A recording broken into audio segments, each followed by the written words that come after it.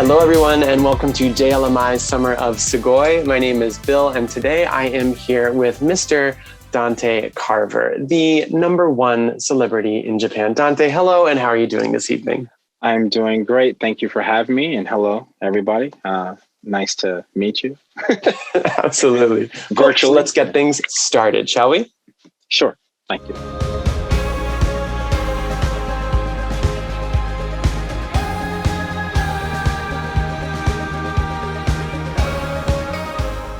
So, Dante, you are known all over the country simply as, Oniisan, as we talked about earlier, thanks to your continuous run in SoftBank's commercial series. But I want to know, actually, how often are you approached on the street by maybe people who have seen you on TV or just people who know of you as an actor? How often does that happen for you?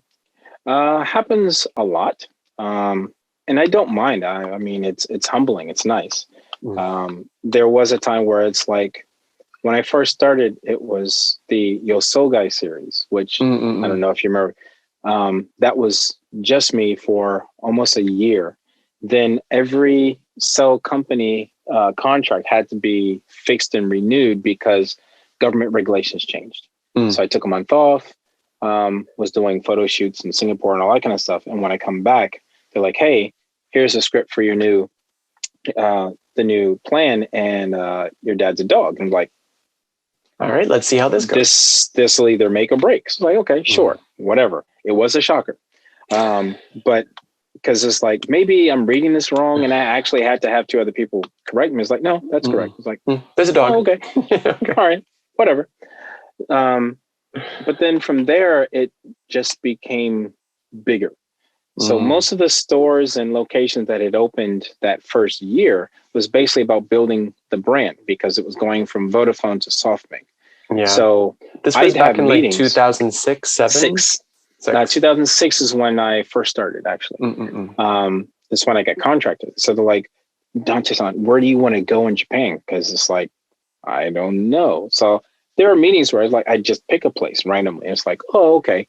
And if they could make it happen several weeks later, Dante-san, we're going to have a live event here and a store opening or a collaboration with this Dinkia-san or whatever. It's like, oh, wow, that's cool.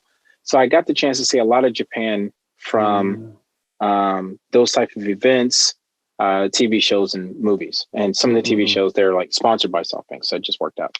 But when people recognize me, they're usually really polite. That's something I love. They're usually really polite. Sometimes hesitant to come up and say something because they're afraid they're bothering me, which I find adorable because they're not. And then the other thing is, like, before it was always Yosō Guy or Oniisan, but I get more of Dante-san. Or the only time it makes me uncomfortable is when someone says my full name, because then it makes me feel like I'm in school and something bad. I was like, oh. Dante Carver's like, oh, what happened? Hold on a second.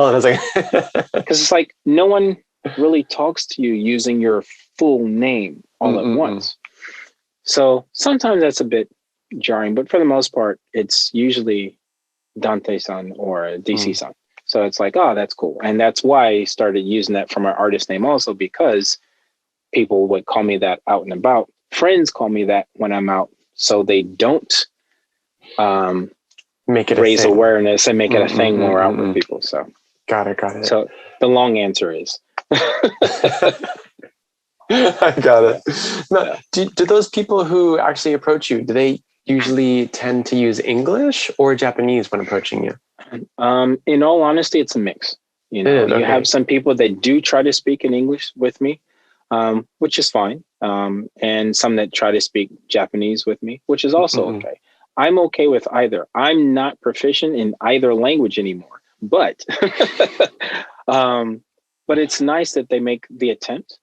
And sometimes if I see a person is struggling to the point where they feel they can't voice what they're saying, then I'll try and help them out in whatever the opposite of what they're trying is. Sure. Yeah, because you want to make the experience for you and for them as comfortable and as positive as it can be. Yeah. So anything you can do to help the conversation, communication move along. Yeah. And I've had situations where I've been with other other actors who, when a fan comes up, this happened during a movie shoot, actually. Fan came up and approached the table. We're having dinner. And I keep looking over here and then over the camera because like your picture's here and it's like, no worries. Sorry. So I'm going to focus on your face this way. So you'll get a side view. Sorry. Or right it's 2021. People are ready for pretty much any kind of garbage we can give them. Yeah. Right. Oh yeah. So we're having dinner and these two young ladies had approached the table and it's like, oh, sorry to bother you. Could we get a picture or a signature from you? And the two gentlemen that I was sitting with were twins. I won't say their names and throw them on the bus, but at this particular time, they're sitting there and like, oh, we're eating. Can't you just leave us alone kind of thing?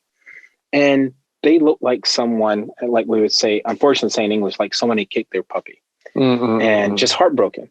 And well, sure, you had just spoiled their image of you know what the twins that they had in their mind up until that moment. And then they turn and look at me and just like, that didn't sound, is it okay? It's like, absolutely no problem at all. And then you took a 30-minute picture session with them. Took pictures with them, gave them big hugs. And it's like, hey, you know, what are you guys eating or whatever? And they told me, and it's like, oh, that's really cool. Are you still hungry? And like, oh, well, we were going to eat something else. It's like, you know what? Don't worry about it. I'll get it. So I bought them desserts and they had a fantastic time and it was just nice. Part of the reason is because, like we said, their image was pretty much destroyed. Yeah. Your 30 seconds to 5 minutes of time that you spend with someone could make that person's day so much better. And it doesn't take anything at all but kindness. So after that, those two were like, why'd you do that? And it's like, why not? If you want me to put it in layman's terms, they pay your bills. That's very true. That is very, and very it's true. like, oh, well, we could do. It's like you could be nice, just and generally, basically nice. That's all you have to do. And that's all it is. So after that, they slowly started changing over the course of our filming, and then afterwards, they went to the States to film a little project or whatever, and they did well. But it's like it doesn't take much. It doesn't. And being in Japan, where it's all about being kind to people, good customer service, stuff like that.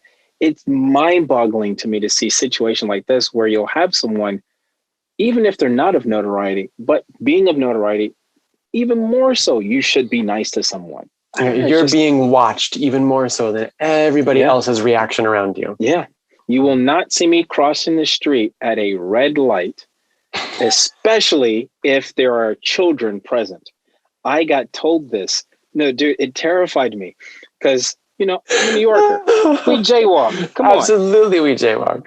But if there are children around, because I had an old manager tell me, if you get caught jaywalking and there's children next to you, especially at a crosswalk, and you cross when it's red, you run the risk of them following you, thinking it's okay, and something can happen, and or you can get fined. And it's like, it traumatized me. So it's like, yep, nope, I will get to one of those crossroads. Like, we're standing here. There'll be nothing coming. It's and like, you will wait. I really want to cross. And I will wait forever.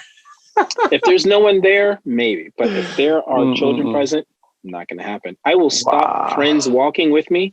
Like, oh man, come on, let's go. It's like, I cannot go over. So what are you doing? And explain it to them. And they're like, oh. Okay. Why do you have to be so famous? That or why do you have to be so strict? And it's like, because I like working. Yeah. I like working and I like paying for everything that I have in my life. Thank you. Yeah. Even with remote work and the way things are, I like being able to say, hell, the lights are still on. Because you forget how much of a blessing it is until it's gone. Absolutely. Thank you very much for quoting one of our favorite songs from back in the day. Very appreciate it.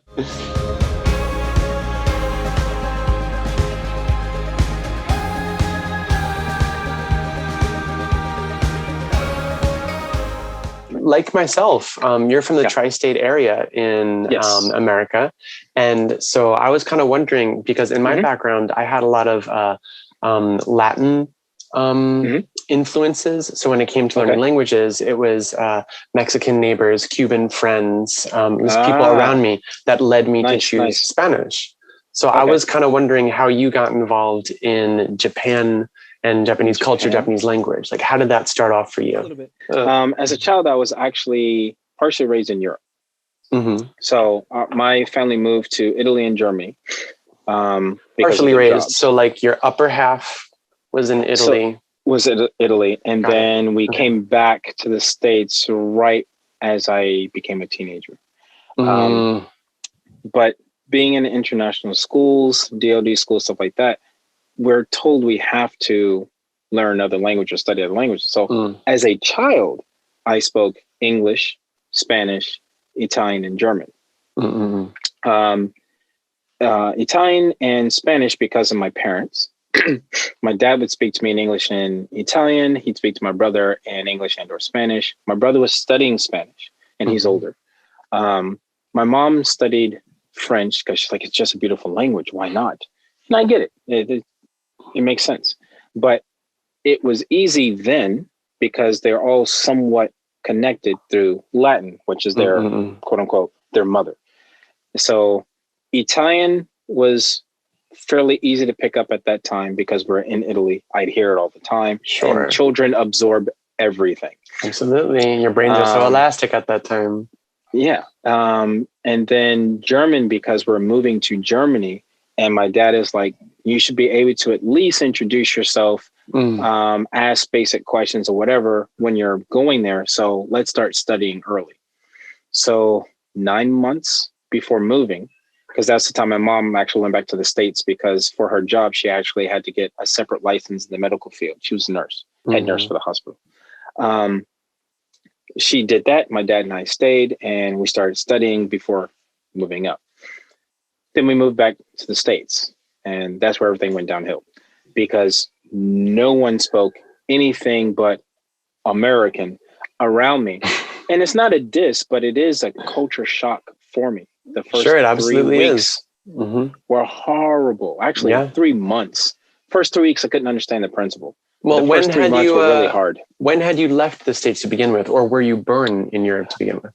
No, I was born in the States, but when we left the States, I was 5, 6 years old. Okay. So like 5 to 12, 5 to 13, you're abroad and then coming back. That's and then coming back, 13 and a half, almost 14. And being in Alabama, I could not understand what the announcements were being made. Honestly, it was like, what? I would get home, it's like, Dad, I have no idea what these people are saying to me. And he's like, are you sure you're just not focused? And it's like, I'm pretty focused. Yeah, but pretty sure I know it's... I had frustrations with it because, and this carried on into other things later, but the short is, well, not really short, but sorry, guys. Studying languages I've always loved. But I'm a 50-50 split of audio learner and visual learner. So people who are audio learners, they'll hear it, memorize it, done. Some people that are visual learners, as soon as they see it, same thing. Then you have the complicated people where you're right in the middle. Some days work, no problem, and some days not at all. So it's difficult. Coming to Japan, mainly because I'd never been in Asia. The original plan was actually to go to China first to study at the Shaolin School for Kung Fu for a year and a half, then come to Japan to use that for stunts because I wanted to be in Kamen Rider and Power Ranger, that kind of stuff. And because no American had done it or non-Japanese person had done it from this side. Everything was sent outside the country. They'll have their cast members, whatever, that side. No one had done it the opposite way. So I wanted to be the first. Interesting. So your motivation to start learning, I guess not the language, but your motivation for coming actually to Japan was because you wanted to work as a stuntman in your favorite shows that you saw. Well, actually not as a stuntman, as one of the lead or co-leads for the show because there were no Americans here doing it. So it's like, why not? And it was always one of those things where it's like, I'd have someone tell me something negative at some point in time in my life. It'd stick with me. And it's like, yeah, I know I can do it, but I'm also going to show you that I can. So I had a person tell me that there's no way you're going to make it in Japan. And it's like, well, why? And it goes, well, the obvious. You're black. You don't speak the language. You're American. You're this and that. And it's like, okay. Right. All very blatantly obvious things, but I don't see any negatives there. So, okay, whatever. We'll see. And it was lifestyle wise, it's always, it either makes you or breaks you. And if it breaks you, then you just put yourself back together and you're stronger either way. So came over, didn't speak any Japanese. And it's like, well, what can I do? And from there, the story starts.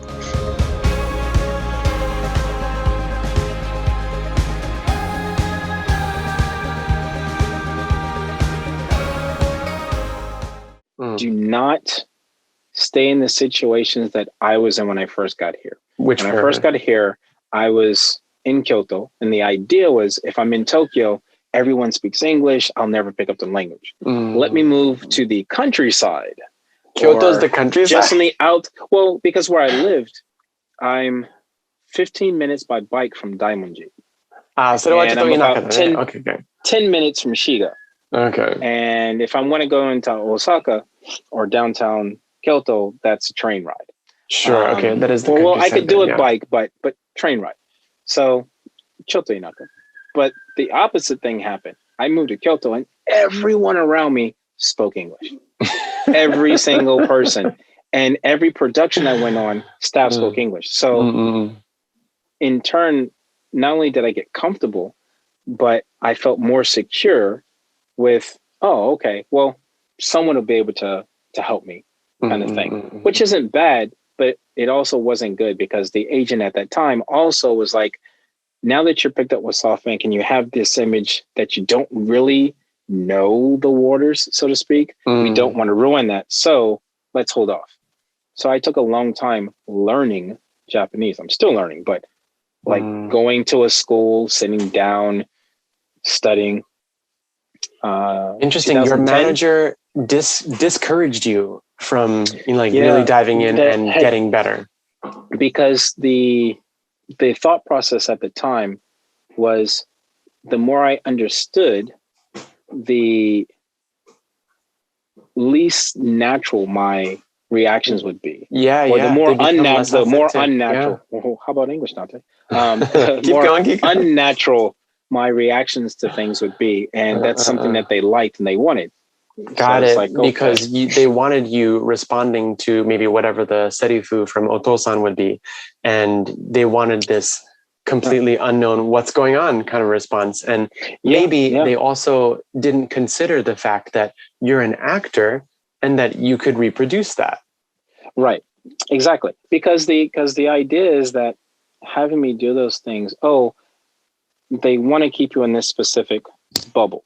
So even when I'm not doing the commercials, doing variety TV shows, the same kind of thing. Then, now that I'm older, wiser, that kind of thing, I can work my way around those things. But at that time, it's like, I just want the opportunity, whatever. Sure. Yeah. So when at that point in your career, when they brought you on to, let's say, a variety bangumi, would they bring you onto the show and then do the entire show in English, or would they sit a translator next to you and make it a point that he's getting translated to, kind of a thing? Right. And sorry, I didn't mean to interrupt you. It depends on the show. So some shows they'd have a translator there. Some shows they wouldn't have one at all, and we just have to wing it. Or they would have it to where, we're going to do this in bits of English and bits of Japanese. So there were, being honest, there were some projects that I was on where I was like terrified, because it's like, what if I don't respond accordingly? What if I don't give the answer that they're looking for, because the way I'm answering it is actually answering something that they didn't even ask? And I still have that. I still have those days where it's like, that's not exactly what they asked, but when I answered it, I gave more information, or maybe not enough. And it's always a trade-off. I did Samagoten twice. And the first time they brought someone on as a translator, which was hilarious because did the entire show without him. And even someone was like, what's this dude here for? Like, really? We don't need him. Why are you here? Don't need you. And no joke, the gentleman at that time, he was pretty much raised in Kyoto, born and raised in Kyoto. I want to say he was born stateside, but from like 2 or 3 years old, his family moved over here. But basically, pretty much lived his entire life in Japan. His Japanese was better than a lot of the Japanese people that were around me because for his personality, his like, let me study some of the most obscure things that people don't look at on a regular basis. And then from there, he would tie them to other facets and learn other vocabulary or situations or historical facts and just made him better at speaking. And man, he's like impeccable. Nothing but respect. And it's like, I wish I had that mentality because well, that's the difference between like a learned professional speaker and just the casual native speaker, right? Like maybe we can understand everything that's going on in the situation and, you know, describe it with a lot of feeling and nuance, but that doesn't mean we have the perfection and the accuracy that one might be looking for. Yeah, because there are times where you'll be talking to someone and it's like, I understand a lot of what the person is saying, or there's some things I don't understand. Why is that? And then a native Japanese person said, because they sound like a textbook. Because the way that they're speaking, these are words that we don't usually use in conversation, but they're not incorrect either. I was like, oh, okay. And it goes the same in the opposite direction. We have a Japanese person learning English or another language, and sometimes they're using vocabulary. Like, I know what you mean. Yeah. But in this situation, we wouldn't use that. Yeah. But I could see that you've been studying, and that's good because it means that person is taking the time to learn something outside the comfort zone. So sure. I mean, that's always great, but like when it comes down to it, the goal for everything isn't usually perfection or like showing off your skills. It's just, can I get my ideas across to you, and can you share yours with me? Like that's the ultimate kind of, thing to attain, I think. Something I've told one of our mutual friends when it came to training and anything else, it's like progress, not perfection. Yeah. You want to wake up and feel a little bit better than you did yesterday. Sure. Yeah. Because when you stop progressing, that's when you stop learning. If you're perfect, then why keep going? So, thank you. Dante will also be providing us with bumper stickers that we'll be handing out at our first classes in October. So be sure to pick one of those. Yurishku. No, I really kind of what you just said reminded me of something. I remember someone who is extremely well educated, and they came up to me at a casual party one time, and he was asking me like, so what do you do in Japan? And he said to me, "What is your purpose?" And I realized that this person is very educated. Their pronunciation was impeccable, but like if you say that to a party, it's just like it's going to bring everything down and then make you think about like, why was I born? Like it's just too deep of a. Why am I here? What am I doing here? I could be home doing this or doing that, and it's like, dude, it's a party. Enjoy yourself. Yeah. It's like sometimes those overstudied phrases are just a little too much.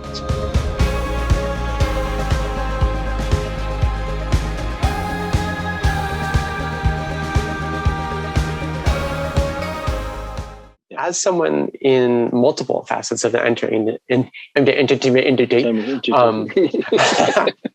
how necessary do you think your like grasp of Japanese has been in like the background of it? Because earlier you said that sometimes they prefer you not to know, sometimes they prefer you to know it. But like in terms of getting jobs, in terms of maintaining relationships with other talents, like how necessary has that been, do you think? It's been hit and miss. And I say hit and miss because there's situations where you don't need it. You don't need to be able to be proficient in Japanese because the main thing is, what is it that you have to offer that they could be interested in? And I say this not in a negative way, but it's like, okay, as a musician, I play these instruments really well, this type of genre of music, and I want to join a Japanese band, or I want to create a new genre of music or create whatever it is. Oh, okay. So from that point, it's like, for you, you're marketable in music for these things. People have done this before you. What could you do that either adds to that or makes it your own? So that right there, that creative side is like, okay, we can work with that. You don't speak the language, it's okay. We'll find someone, or we have someone that maybe speaks your language or that can help out until you have a basic grasp of what you would need for that said profession. Not just music, it goes with acting also. A lot of the Japanese that I learned was actually from my daihon because I didn't speak anything. I was just going to say, I feel like maybe a lot of the things that you worked on earlier in your career might have just been memorizing the sounds, memorizing the romaji that was given to you, no? Memorizing my lines, mimicking people around me, and utada hikaru. No joke. Utada hikaru. She is, or excuse me, they, excuse me, misspoke as of recent news. Apologies. It is my favorite Japanese artist from like the year 2000. And it's not that I don't have other artists that I like or think are least valuable, but they are, apologies, still new. I apologize. They are the one, I don't know, genre. I gotta call it. I gotta call it genre because they've done so much. Utada hikaru is usually a genre in itself. Yeah, that has stayed in my life from beginning up to now, and I can listen to any of that catalog and be like, oh yeah, this takes me back to when I was doing landscaping in university or racing cars or whatever. Still absolutely love. So yeah.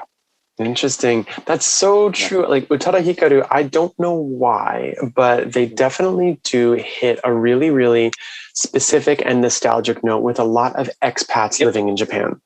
And from my experience, I thought it was only in the expat gay community because you can go to any gay karaoke bar or any club, and as soon as an Utaru song comes on, everyone goes wild. That's because music is not universal. Yeah. No, music is universal, and also it's one of those where it's like with Utada, I heard a lot of different artists. When my friends visited the US with their MD players, and I was like, right? I was like, what? I was like, what is an MD player? And they're showing me, it's like, oh my God, this is so cool. And the first mix I heard was like Utada, Bees, Dragon Ash, Rip Slime, Perfume. No, Perfume wasn't on it. But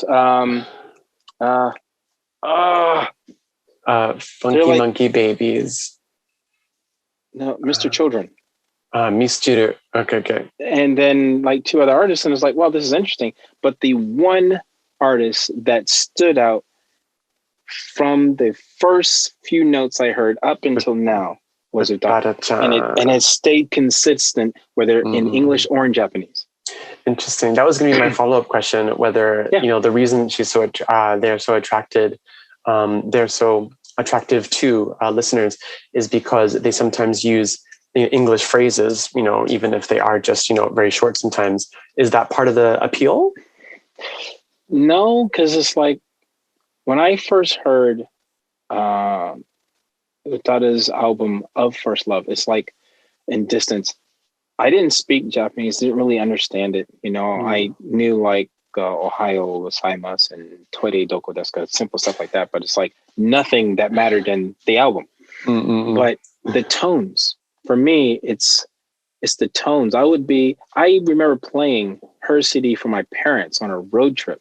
And my dad is like, I don't know who this is, but this is amazing. I can't speak like, this is amazing. Who is this? And then I told him, and he's like, wow, that is amazing. Just her tones.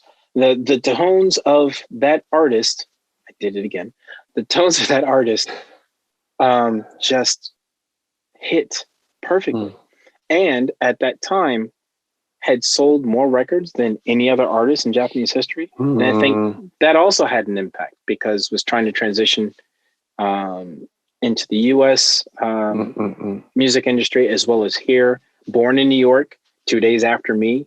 So there you go. There you go. Yeah. So yeah, sorry. I'm a huge huge fan. Huge. That's something went to her I never would have second expected. to last live concert, which was just amazing. And sorry, I'm going to stop there. I'm sure there are a lot of people who would love you to keep going, but yes. Language skills coming over to the country are helpful, but not necessary at first. Sure, not necessary at first, and maybe less necessary depending on the profession you choose to work in, right? Because you have people that come over that are recruiters and they don't use it at all. That's very, very true. Yeah. Like a lot of people sometimes want you to be less able to speak Japanese because of certain requirements in the job. Like they don't want you to be able to communicate directly with the client because they'd like you to. They'd like to have that communication controlled in a certain sense. Or maybe even in education, they don't want you speaking Japanese in the classroom. So your ability not to be, your inability to speak Japanese is actually going to help you. A little bit, right? Yeah. I mean, well, the rule is once you spend more than 10 years out of your home country, you start to lose your language. Yeah. Scientific. I hear that a lot. Yeah. I listen to that fact all the time, many times a day. Yes.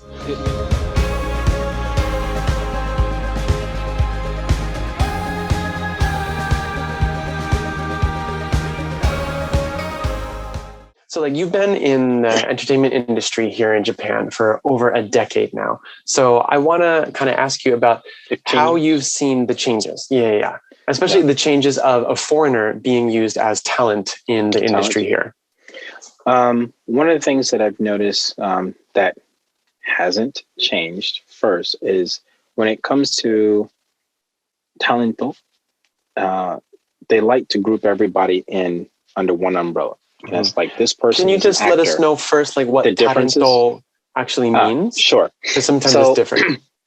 It's really, really hard to pinpoint, but you'll have someone that's considered talento because, they're very fashionably dressed all the time and their thing is fashion. Okay, cool. This person because they're a music file or a cinema file or whatever, but it's almost like saying an otaku for something specific, but because it's used in entertainment, it's not an otaku, it's talent. They have a talent through comedy, or they have a talent through photography, because there was a gentleman that was a famous photographer that was on TV all the time, like 8 years ago. And that was his thing. As actors, it's hard because some shows want to introduce you as a talento, but it's like, but I don't do variety TV. I'm an actor, or I'm more of an artist. So it's like, how does that work? So it's still a very blurry line here in Japan. Depending on the studio, they'll announce you as a talent, but you're an actor, or you're an actor and they'll say something else. So it's still a little murky. So kind of like better, the idea better of than it used to be. Much better than it used to be. As non-Japanese, I'll say talent in this case being general, because there are people that do performances, performers, art, dance, whatever. So I'll say that in this case. And what I have noticed that has changed right before I got here, or just on the cusp of coming here, the non-Japanese people that were on TV were doing lots of slapstick comedy and stuff where it's like, that wouldn't fly back home, but it works here. Racial lines and things have gotten better, but still have a long way to go. Because there are comedy shows or skits and things that's like, oh, hey, because this actually happened to me. We want to take a pie, white cream pie, and just slam it into your face because we think it'd be funny. It's like, because then your face is covered in white and you can see just the eyes and the lips. And like, that's not going to happen. So do you think the purpose of that was just because, hey, let's do a gag? Dante is seen as this person who's always dressed very well and very preppy on the commercials. he keeps himself clean. Let's, take this talent down a notch and put pie in his face. Or do you think it was because of the white cream on your skin? Specifically the white cream on my skin, because that's exactly how they explained it to me. They said because the contrast would be a moshiroi. And I was like, it's not going to happen. And the manager at the time, because that conversation went pretty much like, this is what we want to do. I said, no. And so, oh, well, you have to. It's like, no, I don't. I'm not doing it. It's disrespectful. It's rude. And it comes off as racist. And I try not to go in that direction, because not everything is. Sometimes they don't know. Should know better, but don't know. And he was like, okay, no problem. I'll just talk to your manager. Goes down the hall, and it's just a couple rooms down. And I can hear my manager at that time laughing, like straight up laughing. He's like, it's not going to happen. He's not going to do it. They come back and it's like, I think of something else. And it's like, I guess so. Because the downside is typecasting. You get typecast in things. Now, given my character in SoftBank as the Oniisan has been that way for 14 and a half years, almost 15.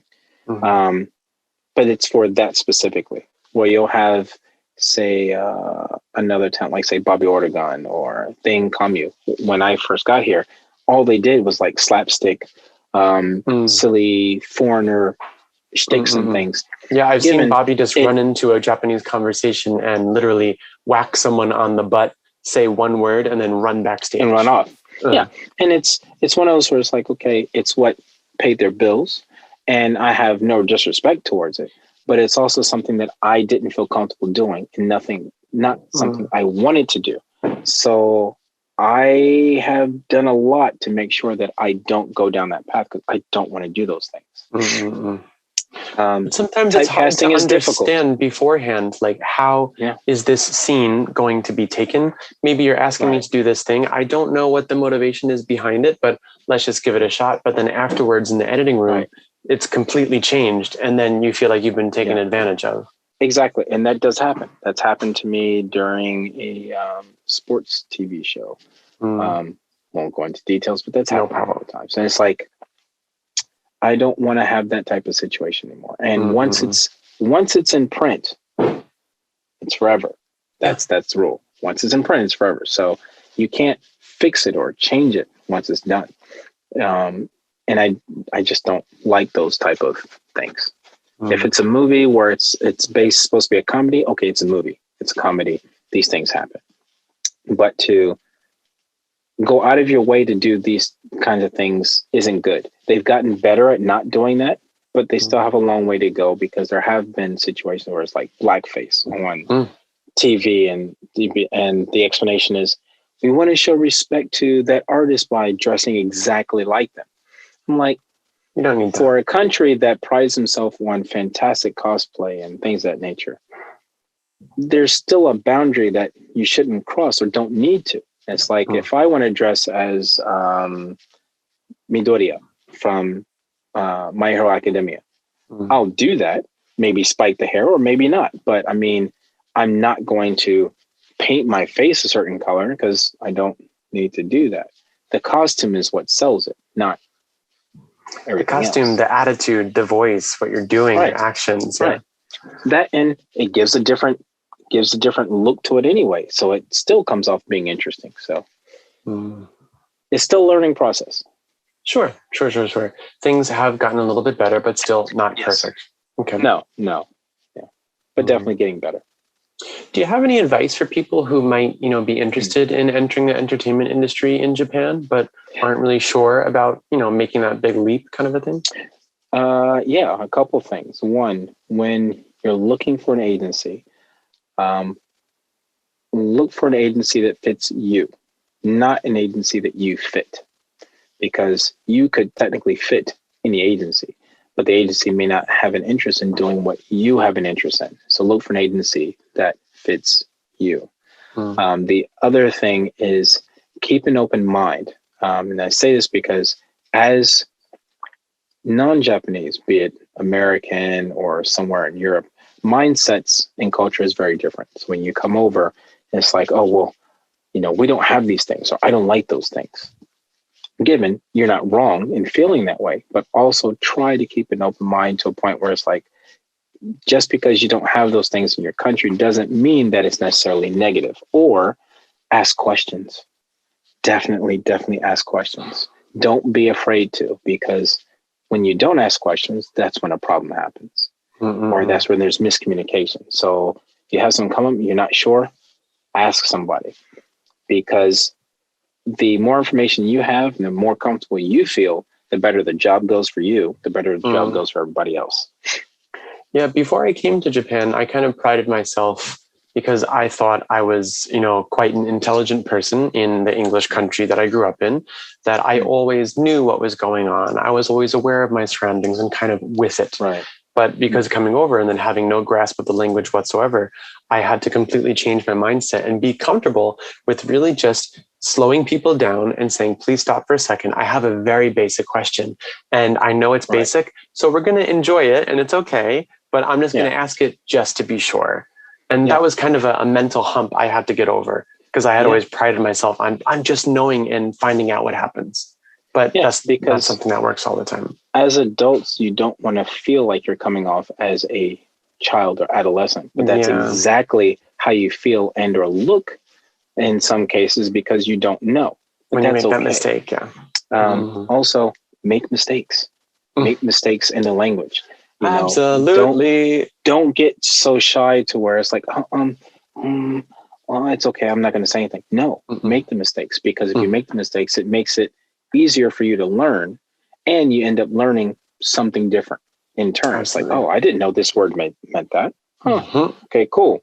So now, not only do I know this, I know this also. Exactly. You have a fun Take moment. Your time. Everyone laughs at your mistake. You get to be like, oh, you're the guy that said sandwich instead of patella for your knee bone. And it's like just something silly like that is always just fun to have in the back of your mind. You will never forget that mistake. And, as a foreigner, even if, people may not like the term, and I apologize if it's offensive for some people. That's why I usually say non-Japanese. Embrace the mistakes. People are forgiving because you're not from the country. But don't overuse it. Don't overuse that situation. Don't expect people to be like, oh, it's not from here, it's fine. That works for things within reason. Using your foreignness for your own advantage is a card that maybe you should use with reserve. Absolutely. Yes.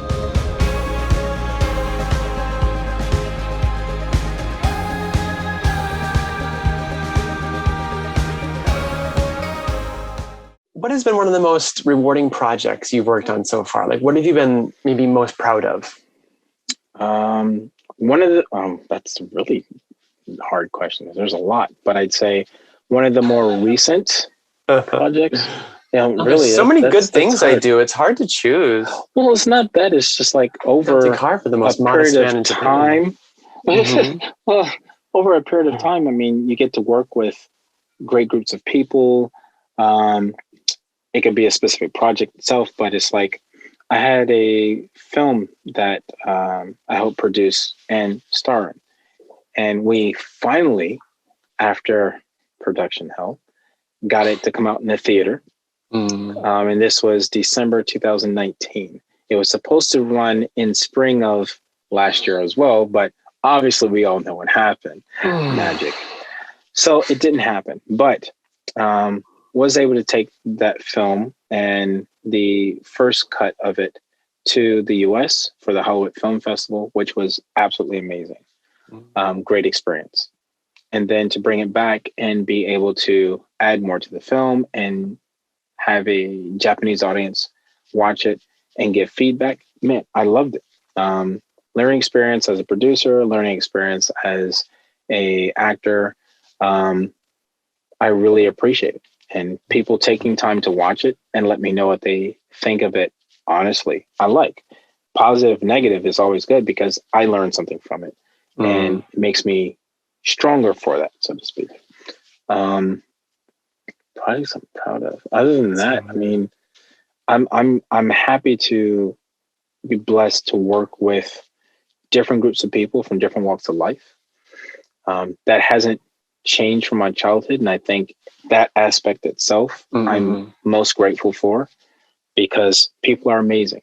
And I think that if you take the time to communicate with people around you, you'd find there's talent literally circling around you. You just have to put the people together. And when you do that, man, great things happen. When people get opportunities. That's true. I think being able to, project-wise or time-wise, I'll say that, being able to go and work on animated features, have my own design company, be in television and film, living in another country, and learning how to be a better person all at the same time. Yeah, I think that trumps everything that I've done here. I'm just grateful. Just very, very grateful. Thank you so much for being here. Super No appreciate it. Thank you for your time. Good luck with the editing, because I know there's a lot. Yeah. So. All right. Thanks so much, and have a good night. You too. Bye-bye.